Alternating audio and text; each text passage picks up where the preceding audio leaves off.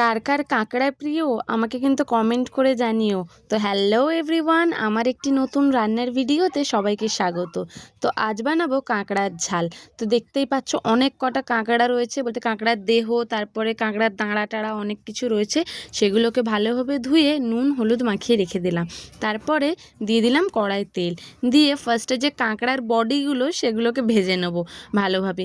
দেখতেই পাচ্ছ কাঁকড়াগুলো না একটু ভালো করে লাল লাল করে ভাজতে হবে, না ভাজলে না একদমই ভালো লাগে না।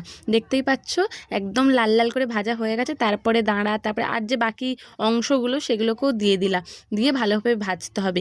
ভাজার সময় না অনেক সময় কাঁকড়ার যে দাঁড়াগুলো ওগুলো একটু ঠিক রয়ে, তো সাবধানে ভাজবে। তো তারপরে ভাজা হয়ে গেলে ডুমু ডুমু করে আলু কেটেছিলাম সেগুলোকে একটু নুন দিয়ে ভালো করে ভেজে নিলাম। ভাজা হয়ে গেলে ওই তেলে দিয়ে দেবো পেঁয়াজ আর কালো জিরে। পেঁয়াজটা যখন ভালোভাবে ভাজা হয়ে তখন দিয়ে দেবো রসুন বাটা, আদা আর লঙ্কা বাটা একসাথে বাটা ছিল সেটাই দিয়ে দিলাম। দিয়ে আদা রসুনের বাটাটাকে ভালোভাবে কষাবো।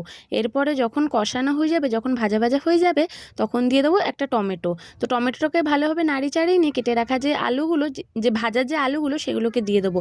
দিয়ে এরপরে পরিমাণ মতো নুন, হলুদ গুঁড়ো, লঙ্কা গুঁড়ো, জিরে গুঁড়ো আর একটু কাশ্মীরি লঙ্কা গুঁড়ো দেবো। কারণ তো বলেছি এই লঙ্কা গুঁড়োটা ঝাল কিন্তু রং হয় না, তার জন্যই দেয়া।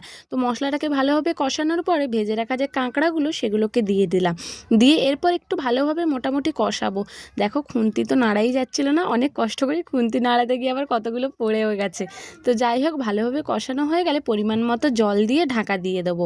তারপর যখন ঝোলটা যখন ফুটে উঠবে খানিকক্ষণ কমিয়ে রেখে দেবো। আর আলুগুলো সেদ্ধ হয়ে গেলে ওপর থেকে একটু গুঁড়ো গরম মশলা ছড়িয়ে দিলেই তৈরি, আর একটু ফুটিয়ে নিলেই তৈরি কাঁকড়ার ঝাল। এক কথায় দারুণ।